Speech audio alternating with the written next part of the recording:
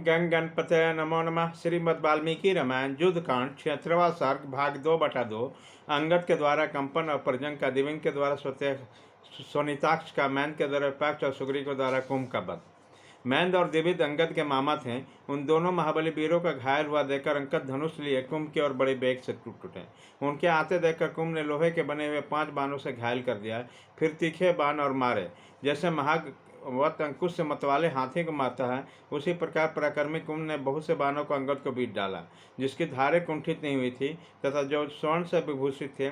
ऐसे तेज और तीखे बाणों से बलिपुत्र अंगद का सारा शरीर छिड़ गया, तो भी वो कंपित नहीं हुए। उन्होंने उस राक्षस के मस्तक पर शिलाओं और वृक्षों की वर्षा आरंभ की, किंतु कुंभकर्ण कुमार श्रीमान कुंभ ने बलिपुत्र के चलाए हुए उन समस्त वृक्षों को काट दिया और शिलाएं को भी तोड़ फोड़ डाला। तत्पश्चात बानर वीरपति अंगद को अपनी ओर आता देखकर कुंभ ने 2 बाणों से उसके भौं में प्रहार किया, मानो 2 उल्काओं द्वारा किसी हाथी को मारा गया। अंगद के भौं से रक्त बहने लगा, उसकी आंखें बंद हो गई। तब उन्होंने एक हाथ से खून में भीगी हुई अपने दोनों आँखों को धर लिया, फिर दूसरे हाथ से पास में खड़े हुए एक साल के वृक्ष पकड़ा, फिर छाती से दबाकर तने से उस वृक्ष को उखाड़ लिया। उस महासागर में एक ही हाथ से उसे उखाड़ लिया। वह वृक्ष इंद्रध्वज तथा मंदरासल के समान ऊंचा था। तब अंगद ने उस राक्षस को देखते ही बड़े बेग से कुंभकर्ण को मारा, किंतु शरीर को विदीर्ण करने वाले 7 तीखे बांधकर कुंभ ने उस साल वृक्ष के टुकड़े टुकड़े कर दिए। इससे अंगद को बड़ी व्यथा हो गई। घायल तो थे ही, गिरे मूर्छित हो गए। दुर्जन वीर अंगद को समुद्र में डूबते हुए के समान पृथ्वी पर गिरा देकर श्रेष्ठ बानरों ने श्री रघुनाथ जी को इसको सूचना दी। श्री राम ने जब सुना कि बलिपुत्र अंगद महासागर में मूर्छित होकर गिरे हैं, तब उन्होंने जाम्बवान आदि प्रमुख वानर वीरों को युद्ध के लिए जाने की आज्ञा दी। श्री रामचंद्र जी का आदेश सुनकर श्रेष्ठ वानर अत्यंत कुपित होकर धनुष उठाए हुए कुंभ पर सब और टूट पड़े। वह सभी वानर अंगद की रक्षा करना चाहते थे, अतः क्रोध से लाल आंखें किए हाथों में वृक्ष और शिलाएं लेकर राक्षस की ओर दौड़े। जाम्बवान, सुश्रेष्ठ तथा वेगदर्शी ने कुपित होकर वीर कुंभकर्ण कुमार पर धावा किया। उन महाबली बानर उत्पत्तियों का आक्रमण करते देखकर कुंभ ने अपने बाण समूह के द्वारा उन सबको उसी तरह रोक दिया, जैसे आगे बढ़ते हुए जल प्रवाह को मार्ग में खड़ा हुआ पर्वत रोक देता है। उसके बाणों के मार्ग में आने पर महामनुष्य बानर उत्पत्ति आगे बढ़ना तो दूर रहा, उसकी और आंखें उठाकर भी नहीं देख पाते थे। ठीक उसी तरह जैसे महासागर अपने तटभूमि को लांघकर आगे नहीं जा सकता। उस समय बानर समूह का कुंभ बाण वर्षा से पीड़ित देखकर बानरराज सुग्रीव ने अपने भतीजे अंगद को पीछे करके स्वयं ही रणभूमि में कुंभकर्ण कुमार पर उसी तरह धावा किया, जैसे पर्वत के शिखर पर चढ़ने वाला हाथी के ऊपर बेगवान सिंह आक्रमण करता है। महाकपि सुग्रीव, अश्वकर्ण आदि बड़े बड़े वृक्ष तथा दूसरे भी नाना प्रकार के वृक्ष उखाड़कर उस राक्षस पर फेंकने लगे। वृक्षों की वर्षा आकाश को आच्छादित किए देता था। वह टालना अत्यंत कठिन हो रहा था, किंतु श्रीमान कुंभकर्ण ने अपने तीखे बाणों से उन सब वृक्षों को काट डाला। लक्ष्य भेदने में सफल तीव्र वेगशाली कुंभ के बाणों से व्याप्त हुए यह वृक्ष भयानक शताधिनियों के समान सुशोभित होते थे।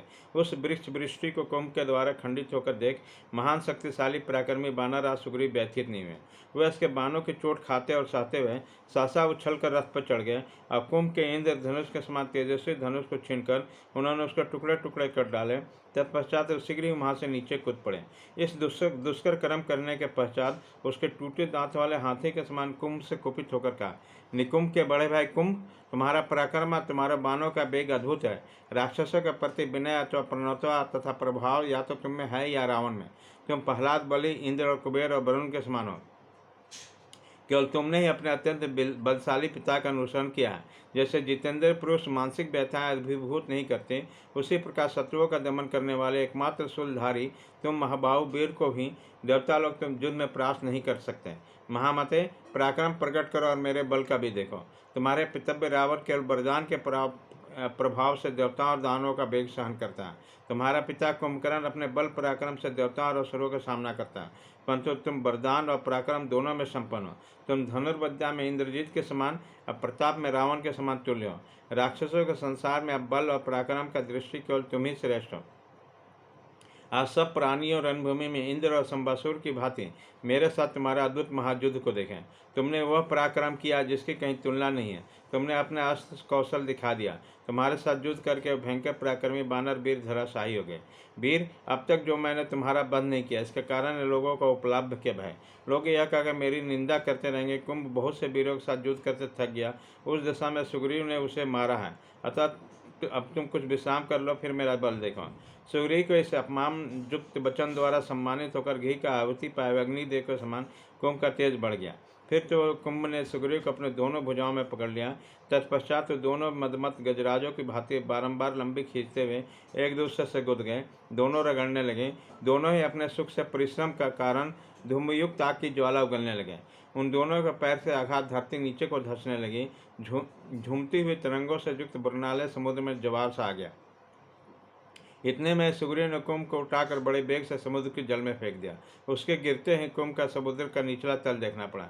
कुंभ के गिरने से बहुत भारी जलराशि ऊपर को उठी, जो बिंद मंदराचल के समान जान पड़ती और सब और फैल गए। इसके बाद कुंभ पुनः उछलकर बाहर आया। आक्रोशपूर्वक सुग्रीव को पटककर उसके छाती पर उसने ब्रज के समान मुक्के से प्रहार किया।